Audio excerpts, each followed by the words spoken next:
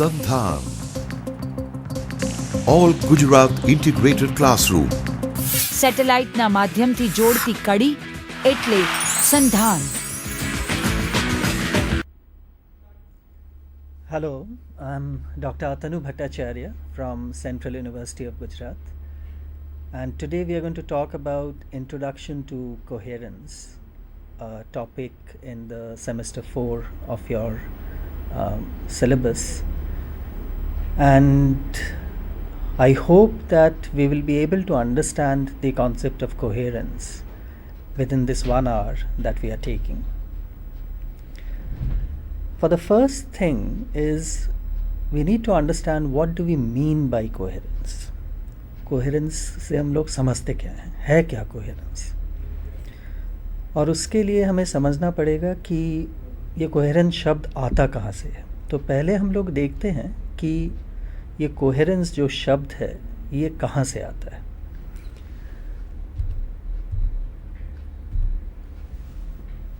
पहले हम लोग को समझना पड़ेगा कि what do we mean by coherence.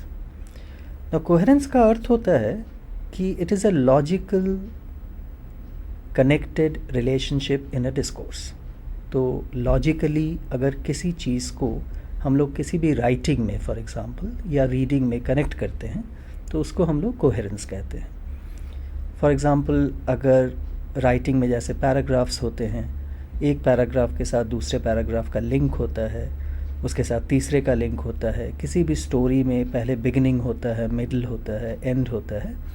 उसी तरह any logically connected text, any logically connected writing is called coherence. Second thing that we need to understand is कि कोहेरेंस के साथ लेक्सिकल रिलेशंस जुड़े हुए हैं. नो लेक्सिकल रिलेशंस का मतलब क्या है. नो लेक्सिस ये शब्द लैटिन से आता है और लेक्सिस का अर्थ होता है वर्ड्स. तो different kinds of words that we use in language, ये है लेक्सिस. इनके बीच में रिलेशनशिप्स होते हैं. लेक्सिस के अपने जो रिलेशनशिप्स हैं, जैसे we will see some lexical relations later, but they have lexical relations can create a certain kind of a coherence. But lexical relations is also a certain kind of a leads to a certain kind of development of ideas.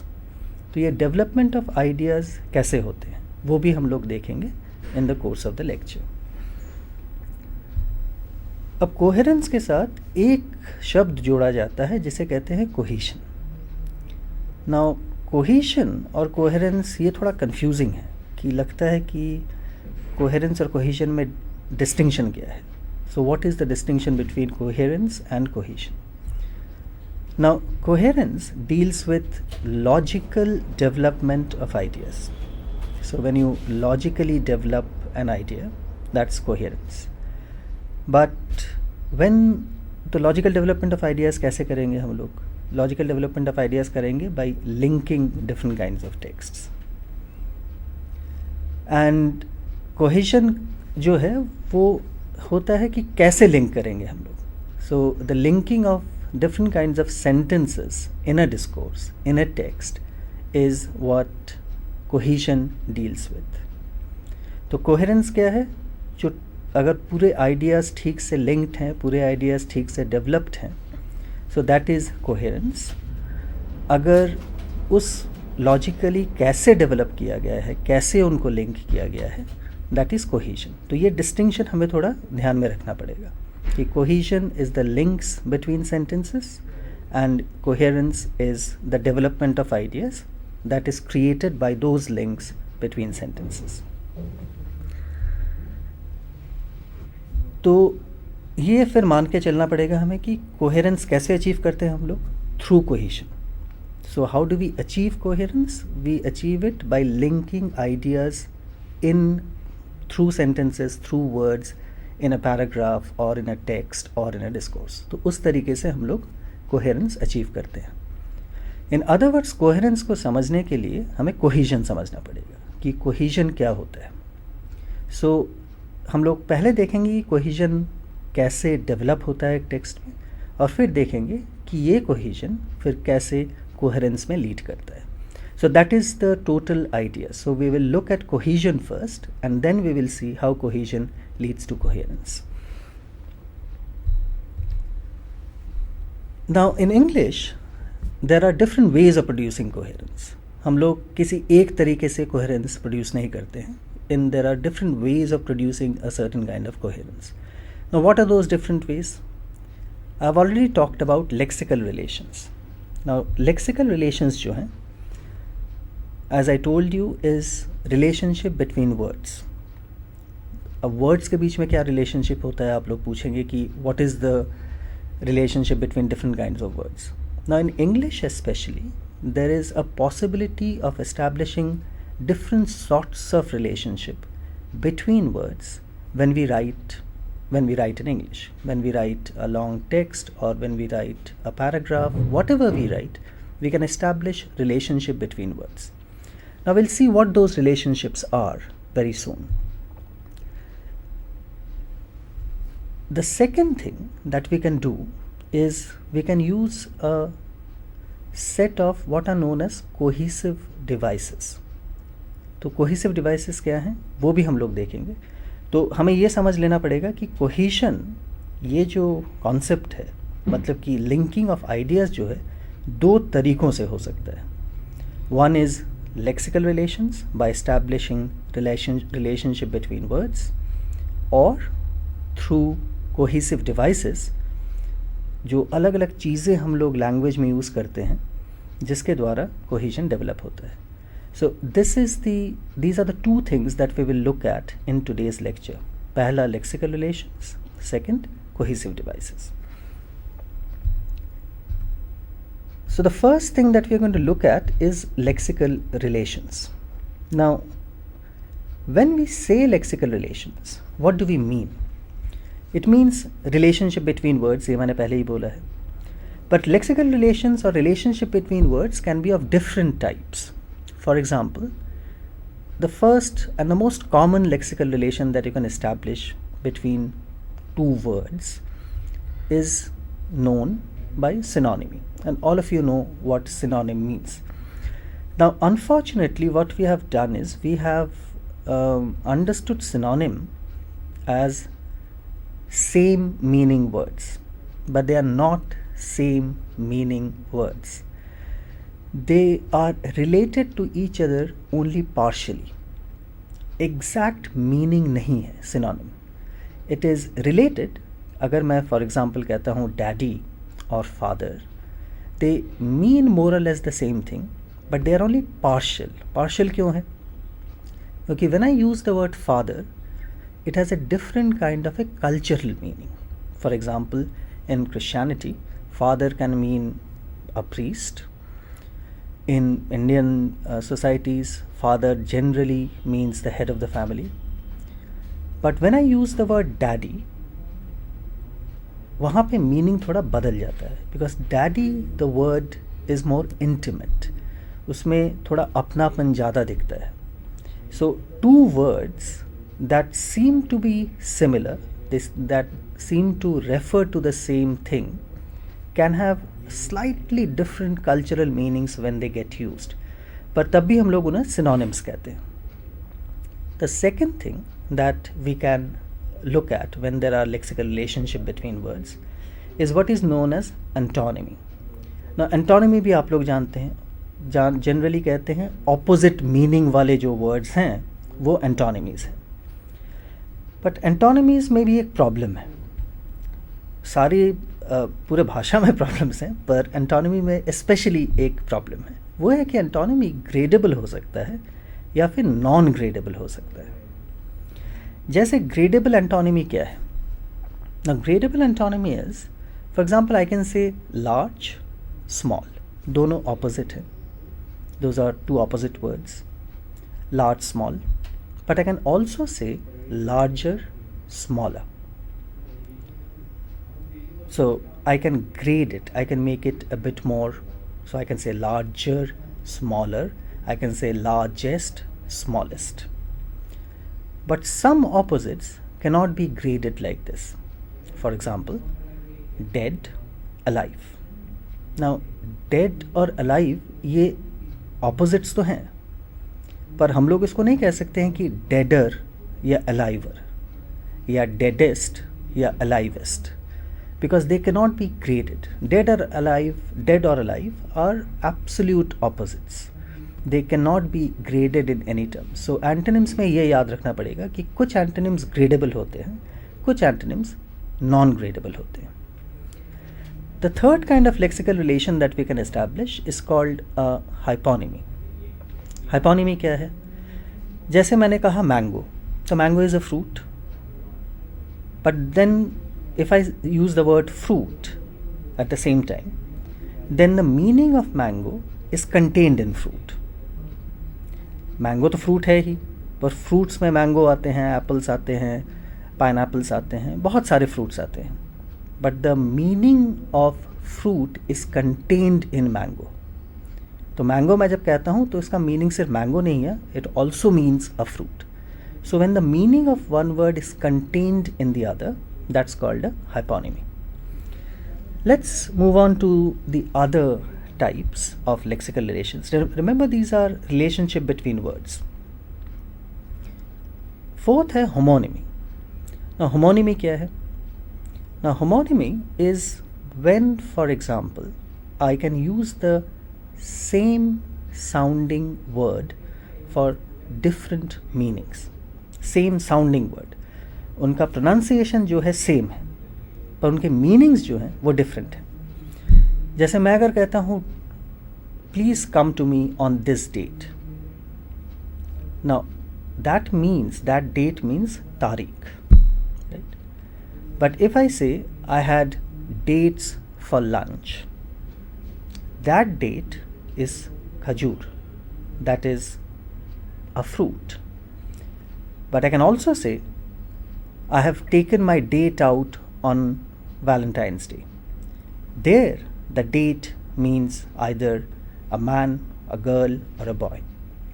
So the same word date can be used in 3 different settings with 3 different meanings. And that is what homonymy does. Similarly, if you take the example of the word soul. Now, soul can mean single, but it can also mean something that is used under the shoe.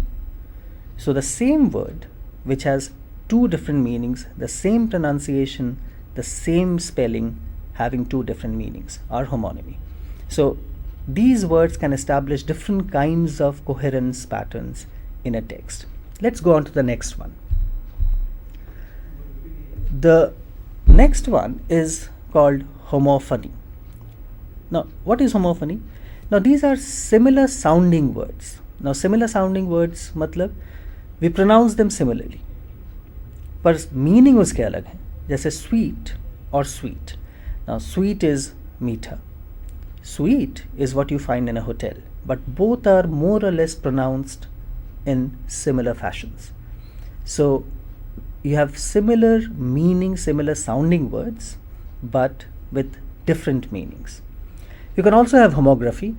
For example, you write it in a similar way. For example, when I write LEAD, lead, lead का मतलब leader जिससे बनता है, तो lead का मतलब किसी को रास्ता दिखाना.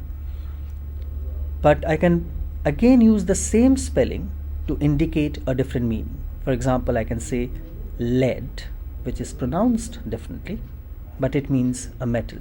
So when the spellings are the same, but they have different meanings or can be pronounced differently, they are called homography. Another thing can be polysemy. जैसे एक ही वर्ड के बहुत सारे मीनिंग्स हैं. जैसे हेड. नाउ ये फिर होमोनिमी से अलग कैसे है? कि होमोनिमी में हमने देखा था एक ही वर्ड है, उसके बहुत सारे मीनिंग्स हैं. पॉलीसेमी में क्या होता है कि एक वर्ड के बहुत सारे मीनिंग्स तो होते हैं, but they are all in the form of extended meanings. मतलब कि मैं कह सकता हूँ the head on my shoulders, तो मेरे धड़ पे जो सर है वो मैं हेड कह सकता हूँ. But I can also say head of my department, Now here the meaning of the word head has more or less the similar meaning of the head on the body, but here the head means the person who is at top. So वहाँ पे head का थोड़ा extended meaning हो जाता है. Similarly, if you look at words like I, so I can say that you can look into my eye, but I can also say that I eye her.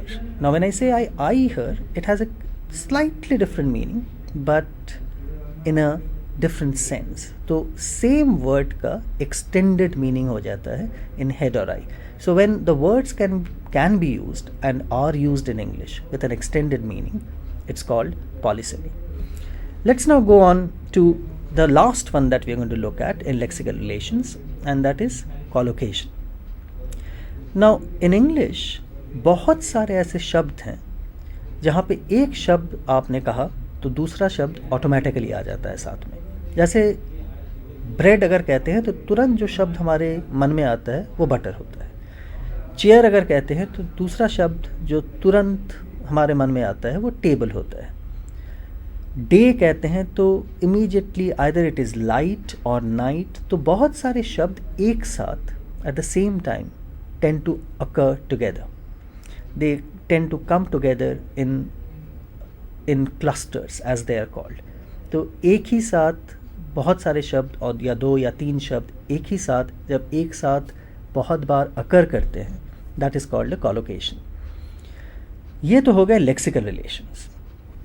Let's now move on to something called cohesive devices जो मैंने बताया था. तो मैंने कहा था कि coherence में one important thing is lexical relations, that is the relationship between words, but the second important thing is cohesive devices. Now ये cohesive devices क्या है, किस तरीके से ये coherence बनाते हैं, किस तरीके से ये ideas link करते हैं, ये हमें समझने की ज़रूरत है. So the second point I'm going to look at is cohesive devices. Okay, क्या है cohesive devices? Now cohesive devices में पहला जो हम लोग देखेंगे वो है reference. Now what is a reference? Reference का मतलब होता है, मान लीजिए मैं कोई कहानी पढ़ रहा हूँ, उसमें मैंने पढ़ा कि Ram is a good boy, he works in the fields every day. तो पहला सेंटेंस है Ram is a good boy. Second sentence है he works in the fields every day. ये जो ही है सेकेंड सेंटेंस के पहले, ये किसको रेफर कर रहा है, किस उस ही से हमें क्या समझ में आ रहा है? तो वो जो समझ में आ रहा है हमें, फॉर एग्जाम्पल ये ही जो है वो राम को रेफर कर रहा है. So Ram is a good boy, he works in the field every day means वो ही जो है वो राम को रेफर कर रहा है. और ये ही के द्वारा हम लोग पीछे जो हो चुका है राम, उसको हम लोग रेफ़र बैक कर सकते हैं प्रोनाउंस का इस्तेमाल करके. Now this tactics of linking through different kinds of references is what is known as a cohesive device. तो उसमें से एक है रेफरेंस, पर रेफरेंस दो तरह के जनरली हो सकते हैं, इससे ज़्यादा भी हो सकते हैं, पर जनरली दो तरह के रेफरेंसेस हो सकते हैं. एक रेफरेंस को कहते हैं कैटाफोरिक. कैटाफोरिक मतलब, मान लीजिए कि मैंने कहा कि जो अभी तक नहीं हुआ है उसके बारे में मैं बात कर रहा हूँ. मान लीजिए मैंने कहा ये तो कहना ही पड़ेगा कि आज का खाना बहुत अच्छा था. तो ये तो कहना ही पड़ेगा, यह जो है ये तो मैंने कहा नहीं है कि क्या कहना पड़ेगा, वो बाद में आता है, मेरे सेंटेंस में बाद में आता है. ये तो कहना ही पड़ेगा कि आज का खाना बढ़िया था. तो यह जो है ये आज का खाने को रेफ़र कर रहा है. So this is something that comes later in the text. This kind of a reference is called a cataphoric reference. It is referring to something that is coming later. For example, this I am going to tell you the food was excellent. Now this I am going to tell you, ये this जो है, this is referring to the food which is not yet mentioned in the writing. So this ये refer कर रहा है something that is going to come later. So this kind of referencing is called a cataphoric reference. इसका उल्टा हो सकता है, I refer to something that has already happened in my writing before.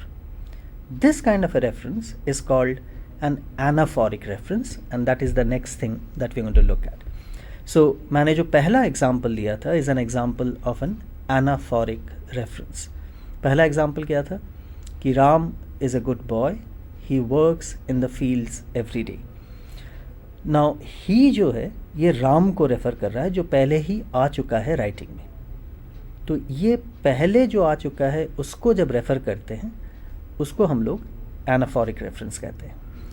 It जैसे कहते हैं the toy was very nice, it was liked by everyone. तो ये इट जो है वो टॉय को रेफ़र कर रहा है जो पहले ही आ चुका है. So any reference that refers back to something is called anaphoric. Any reference that refers forward, जो अभी तक नहीं आया है, जो मैं बताने वाला हूँ, is called cataphoric. तो रेफरेंस बेसिकली दो मेजर टाइप्स के होते हैं. ये पहला कोहेसिव डिवाइस है and this is the most common cohesive device in the English language. इसका इस्तेमाल हर जगह होता है. कैटाफोरिक का उतना नहीं होता है, पर एनाफोरिक का मेजर यूसेज होता है. हम लोग जब प्रोनाउंस का इस्तेमाल करते हैं तो उस वक्त वो सारे anaphoric references. So all pronouns like he, she, it, most of them have anaphoric references. They refer back to something that is there in the text. The second thing जो हम लोग देखने वाले हैं, दूसरे टाइप का कोहेसिव डिवाइस, डिवाइस मतलब instrument है ना. दूसरे टाइप का कोहेसिव डिवाइस है substitution. Now what do I mean by substitution? Now ऐसे बहुत सारे शब्दों का इस्तेमाल करते हैं हम लोग जब हम लोग लिखते हैं जो किसी वर्ड को या क्लॉज को, क्लॉज मतलब एक छोटा सा टुकड़ा सेंटेंस का जिसमें वर्ब रहता है, तो किसी वर्ड को या किसी ग्रुप ऑफ वर्ड्स को या फिर क्लॉज को सब्स्टिट्यूट करता है, उसको बदल देता है.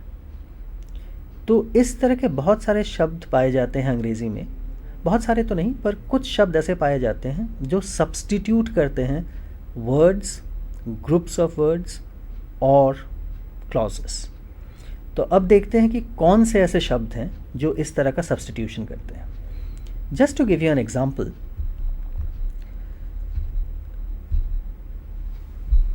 एक तरह का सब्स्टिट्यूशन हो सकता है through the nominal. Now what is the nominal? Now nominal का मतलब है नाउन, नाउन या ग्रुप ऑफ नाउन्स. जहाँ पे नाउन आपको दिखता है उसको किस तरीके से सब्स्टिट्यूट करते हैं. तो एक एग्जांपल मैंने दिया हुआ है यहाँ पे, would you like this cake or would you like the other one? Now would you like this cake मतलब कि एक किसी केक के बारे में मैं पूछ रहा हूँ. would you like the other one, ये जो one है ये किसके लिए है वहाँ पे? it is for the word cake. ये one मैंने जो सेकेंड सेंटेंस में यूज़ किया that is for the word cake. तो ये one जो है is substituting the word cake in the second sentence. I am not saying would you like the other cake, I am saying would you like the other one. ये one जो शब्द है ये cake को substitute कर रहा है and therefore that is called a substitutive device, a substitution.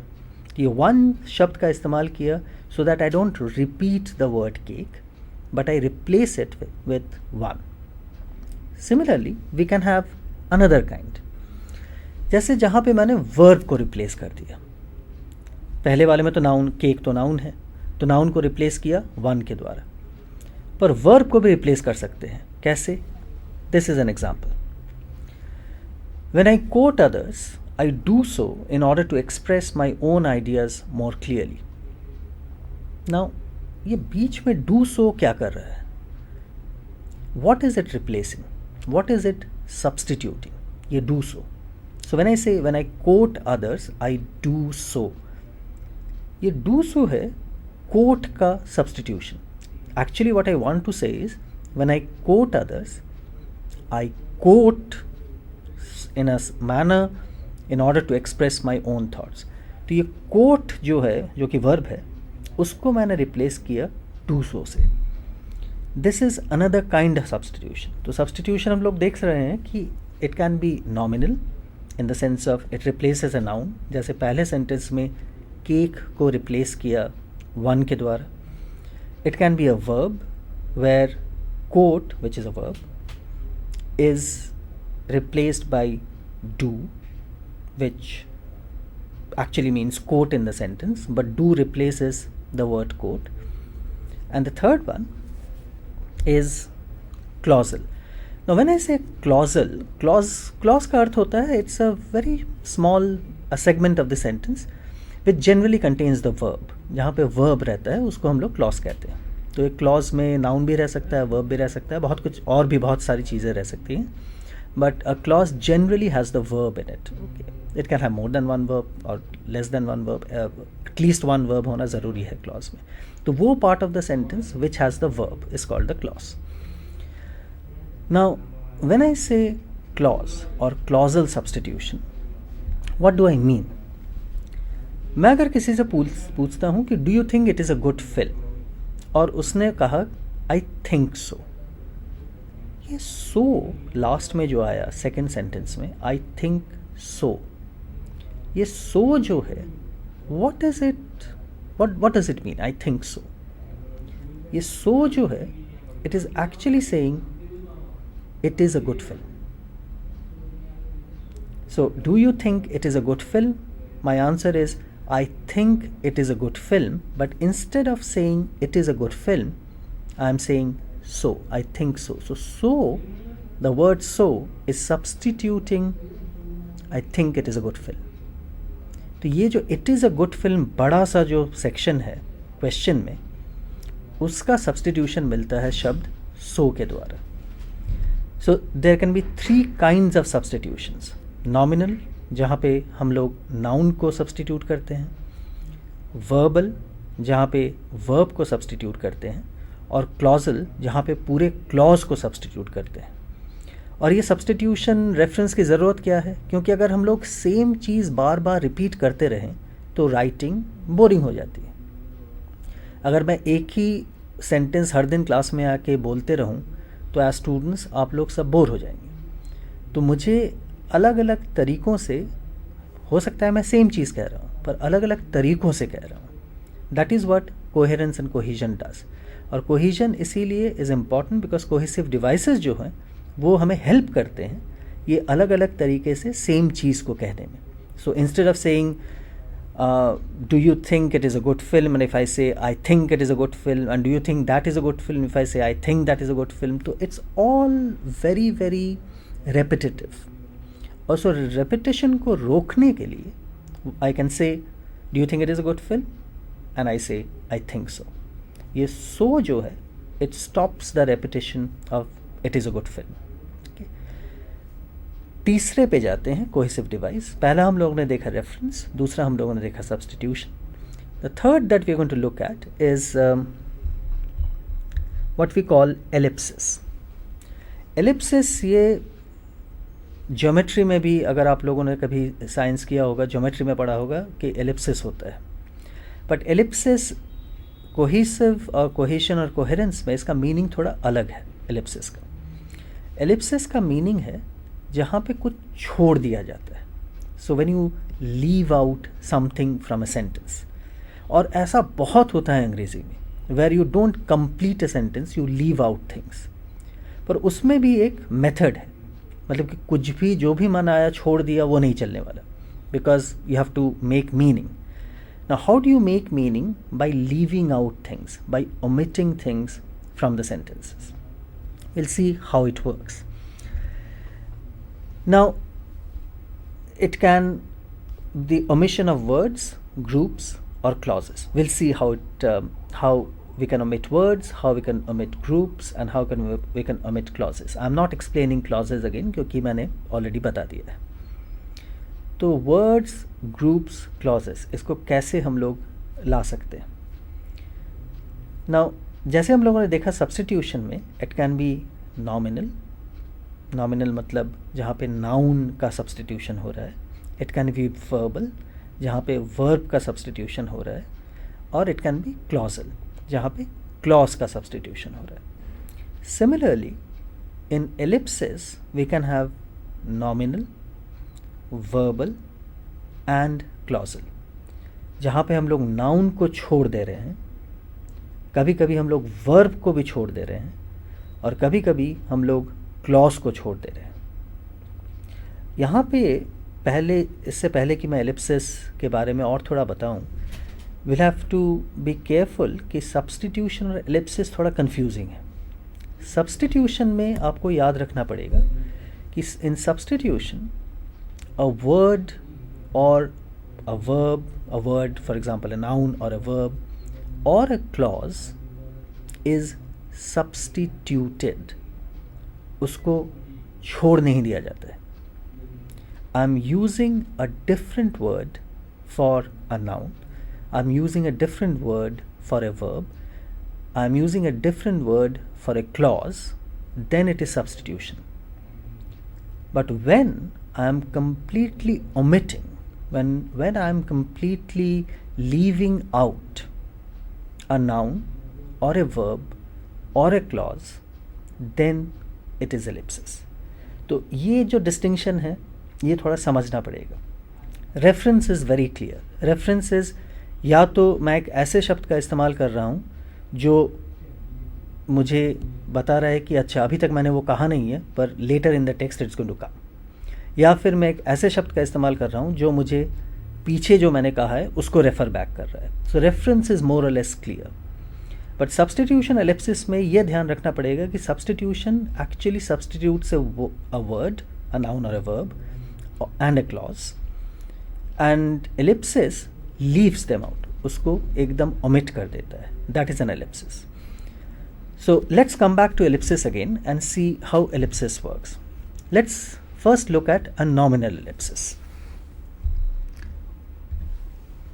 Now when I say there were a few pens on the table, he went and took 2.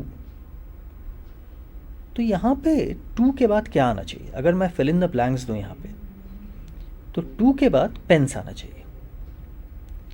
पर बहुत बार ऐसा होता है इंग्लिश में कि you don't use the word pens because it is understood. So if I say there were a few pens on the table, he went and took 2, वो understood है कि 2 जो है वो पेन्स को ही बोल रहा है, टेबल को नहीं बोल रहा है. He went and took 2 table नहीं हो सकता है. It has to be pens, but I may not use the word pens. ये ध्यान में रखना पड़ेगा. I may not actually use the word pens at all. So even if I say he went and took 2 full stop, it means he went and took 2 pens. And that is something that is possible in the English language. It's possible in many other Indian languages also. But it is a very typical feature of English जहाँ पे एक noun को जो बाद में आना चाहिए हम लोग छोड़ देते हैं. So he went and took 2 pens की जगह I can simply say he went and took 2 full stop. वहाँ पे पेन्स जो है वो छूट गया. तो पेन्स जो मैंने पहले बताया था, पर वो जो छूट गया वो समझ में आ गया. लोगों ने जो पढ़ा या लोगों ने जो सुना वो ये कंफ्यूज नहीं होने वाले हैं कि वेंट एंड टुक 2 क्या.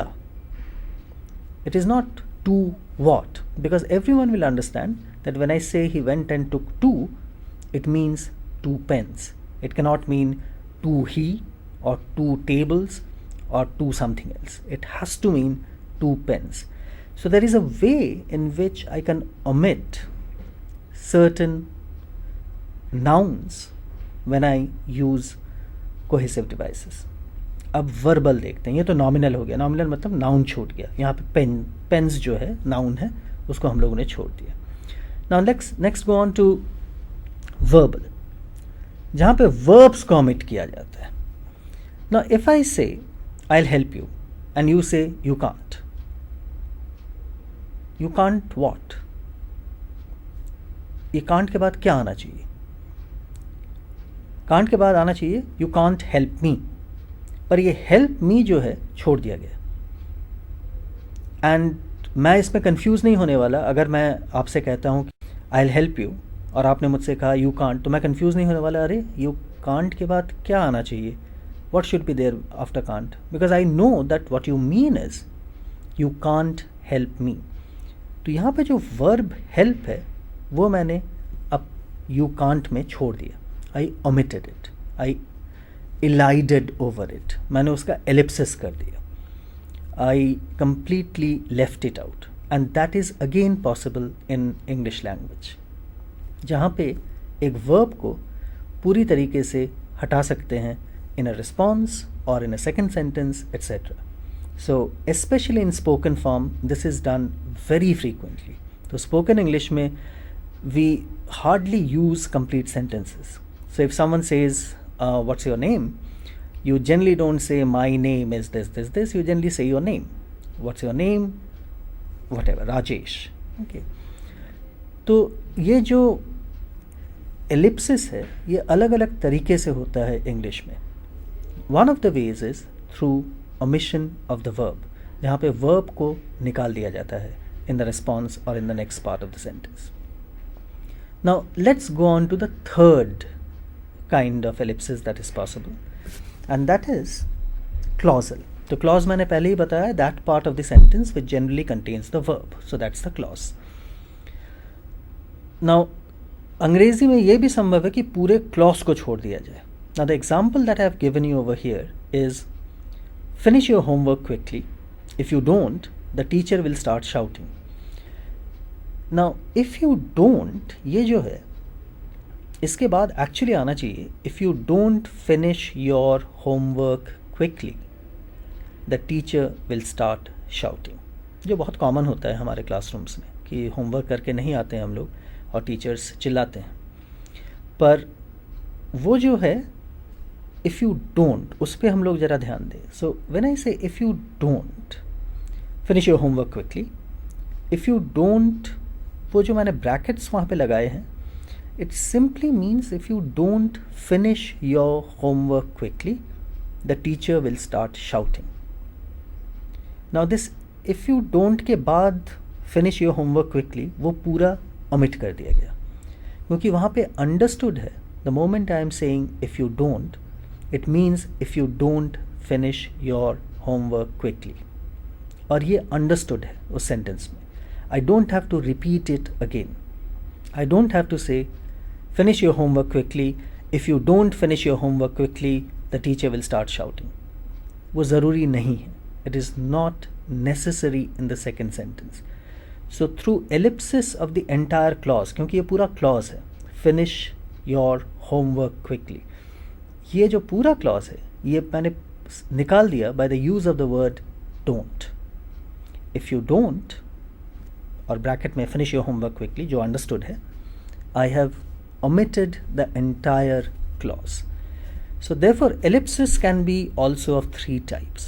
Nominal, जहाँ पे noun को omit किया जाता है, verbal, जहाँ पे verb को omit किया जाता है, और clausal, जहाँ पे clause को omit किया जाता है.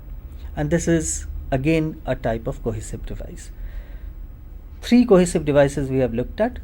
References, जो कि cataphoric होता है, anaphoric होता है. Substitution, जो कि nominal हो सकता है, you replace a noun or you substitute a noun. Verbal हो सकता है, where you replace or substitute a verb. Clausal हो सकता है, where you replace or substitute a clause. Similarly ellipsis, जहाँ पे हम लोग छोड़ देते हैं शब्दों को, जहाँ पे अलग अलग चीज़ों को छोड़ सकते हैं, जैसे we can leave a noun, we can omit a noun, we can omit a verb, and we can omit a clause. So all these three are possible, and these are the three major cohesive devices in English: reference, substitution, ellipsis. But there is a fourth major cohesive device which all of you know about, and that cohesive device is that of conjunction. सब लोगों को पता है कि conjunction क्या होता है. It generally is understood in English to mean joining, जहाँ पे आप join कर रहे हैं sentence. पर in English it's a bit strange because you don't always join, because conjunctions can play different functions. तो हम लोग थोड़ा देखेंगे कि क्या क्या फंक्शंस प्ले कर सकते हैं conjunctions, because conjunctions can have different roles in English. It is not simply joining sentences. Of course, it is linking sentences, it is joining sentences in a certain way, but it also establishes a certain kind of a relationship between different sentences. And it is not simply addition, it is not simply extra information. तो conjunction का जो function है वो बहुत interesting है. तो conjunction हम लोग जनरली मान लेते हैं कि एंड, बिकॉज, ये जो है ये कंजंक्शंस हैं क्योंकि ये अलग अलग सेंटेंसेस को जोड़ते हैं. पर कंजंक्शन इंग्लिश में मुख्य तरीके से 4 तरीके के हो सकते हैं, which establishes, and I am stressing on the word establishes, different kinds of relationships within sentences, and that is important to understand when we talk about conjunctions. Conjunction again is a cohesive device and is a very common cohesive device. References जो मैंने पहले बताया था, reference जो cohesive device है, it's also a very common cohesive device in English, but conjunctions are the next most important and most frequently used cohesive device in English. Let's look at what conjunctions are. Now, conjunctions, I told you, can be of 4 major types. The first one is, all of you know about it, is called additive. Now, additive conjunctions kya hai? For example, additive conjunctions are, all of you know these examples, also, for example, for instance, furthermore, moreover. Now, additive conjunctions add information to a sentence. For example, which is an additive conjunction. For example, when I give an example, I'm adding information to whatever I have already said. Also, when I use the conjunction also, I'm adding something to what I have already said. Moreover, whenever I say moreover, I'm adding information to whatever I have already said. Now, these kind of additive conjunctions therefore add information to what has already been mentioned in writing or in speaking. Now, the examples that I have given over here can be of writing, for example, moreover, for example, for instance, also, all of them can be used in writing, but also seems to be used more in spoken English. I have not given you and, you must have noticed over here. And is the most common additive conjunction, but and is the most commonly used in spoken English, because in spoken English we do not have the time to think of a very complicated conjunction to join our sentences. So the most common conjunction that we use in spoken English is and. Writing में हमें सोचने का वक्त मिलता है, हम लोग सोचते हैं इन चीज़ों के बारे में, और उसमें हम लोग अलग अलग तरह के कंजंक्शंस यूज़ करते हैं. पर स्पोकन फॉर्म्स में generally the most common conjunction that you will find is and, जहाँ पे अगर मुझे बहुत सारे सेंटेंसेस एक साथ जोड़ने हैं, the most common conjunction that I will use is and. Writing में अगर मैं हर एक सेंटेंस के बाद एंड जोड़ते रहूँ तो वो बहुत बोरिंग हो जाएगा. Therefore, what I'll have to do is I'll have to think of different kinds of conjunctions that can link sentences. The second kind of conjunction is what is known as adversative. Adversative conjunction क्या करता है? As you can see from the examples, conversely, however, nevertheless, even so. Now, these kind of conjunctions are establishing a relationship of oppositeness. मैंने कुछ कहा है और उसे मैं अब अपोज करना चाहता हूँ, या किसी ने कुछ कहा है और उसको मैं अब अपोज करना चाहता हूँ. तो मैं कैसे करूँगा? I cannot say he said that it is raining in Calcutta today, I am not believing him. It is much better if I say however I don't believe him. तो वो जो however वहाँ पे आया, it is indicating that I am opposing the first sentence. So when I say, for example, he is quite a rich man, conversely, he is not very happy. Now, the moment I use the word conversely, I am saying that I am going against what I said in the first sentence. तो पहले sentence में मैंने जो कहा उसको अगर मुझे opposite कुछ कहना है उसके खिलाफ, या मुझे कॉन्ट्रडिक्ट करना है what I have said in my first sentence, is when I use adversative conjunctions. Now, adversative conjunctions therefore can be many, but the examples that I have given you are the most commonly used in writing. However, conversely, nevertheless, even so. And these forms, whenever I use these kinds of conjunctions, they will establish a relationship of oppositeness, a relationship of adversary. Adversary मतलब enemy होता है, तो adversative कहते हैं इसीलिए. The third one is what is known as causal. Now, for example, if I have said something and then I want to say because I have said something, this is the effect of it. तो उसमें अलग किस्म के conjunctions use करते हैं. ये जो conjunctions पे लोग यूज़ करते हैं ये cause and effect relationship establish करता है बिटवीन सेंटेंसेस. ये कॉज है, ये इसका इफ़ेक्ट है. किस तरह के कंजंक्शंस है ये? As a result, consequently, subsequently, therefore, thus, hence. Now, all these conjunctions establish a cause and effect relationship. It is raining in Gujarat today. Therefore, the temperatures are going to fall. Now, because it is raining, therefore the temperatures are going to fall. So there is a cause, and because of that cause, there is going to be effect. So the cause is rain. The effect of that cause is falling of temperatures.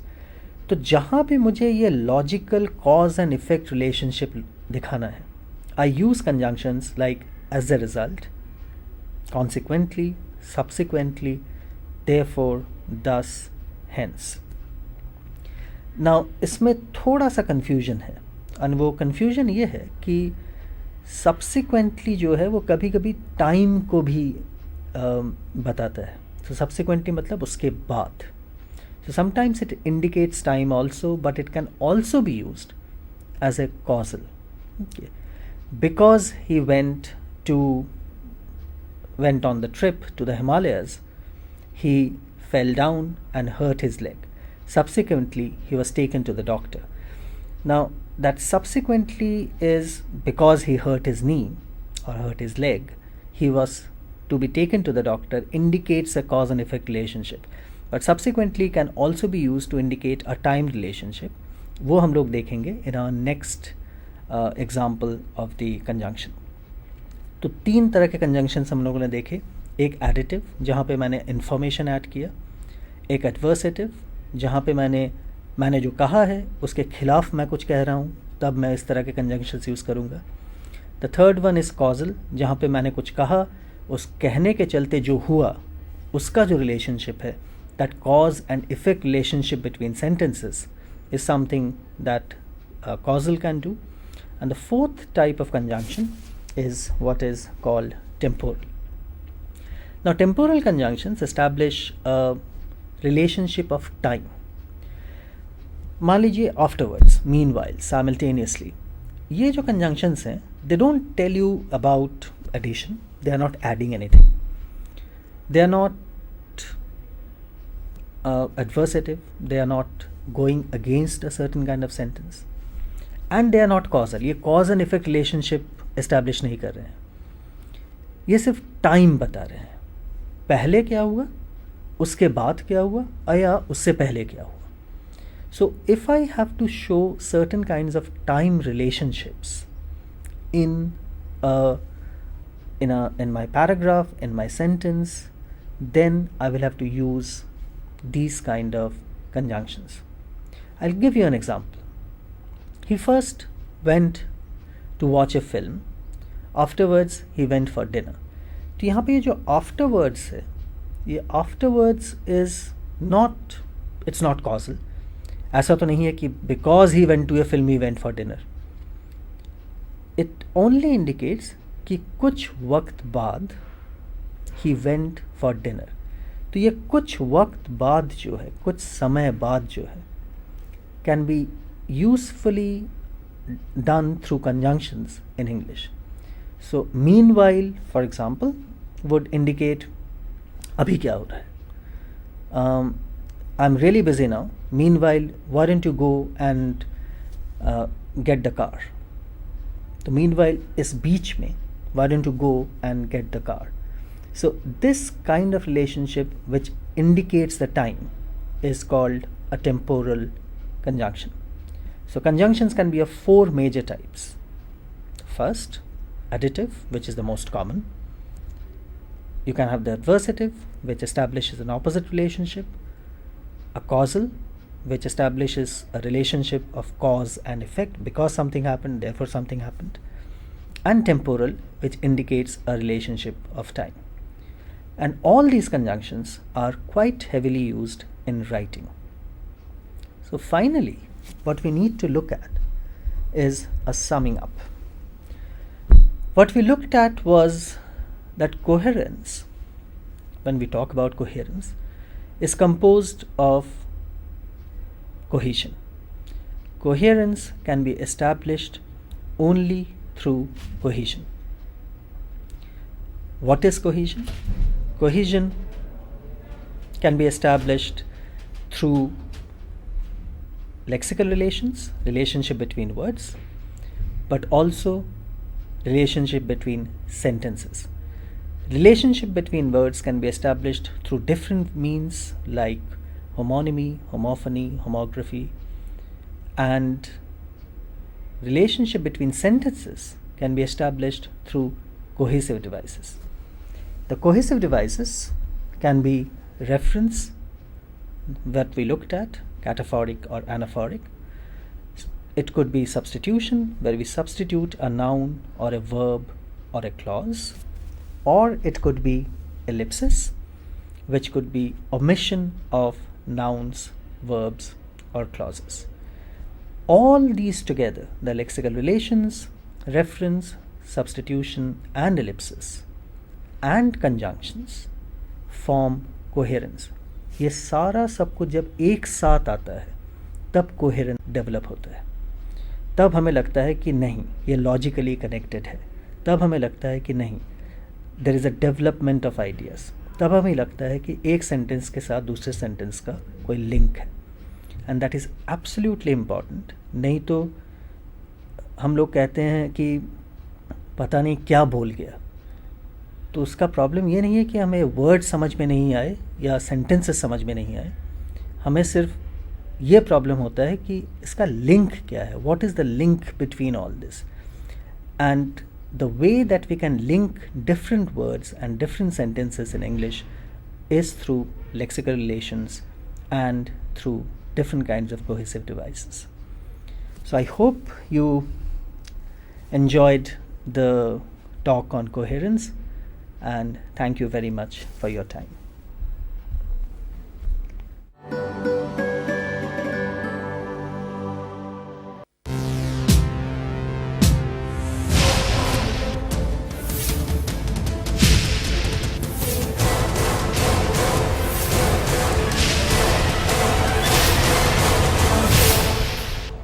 Sandhan. All Gujarat Integrated Classroom. સેટેલાઇટના માધ્યમથી જોડતી કડી એટલે સંધાન.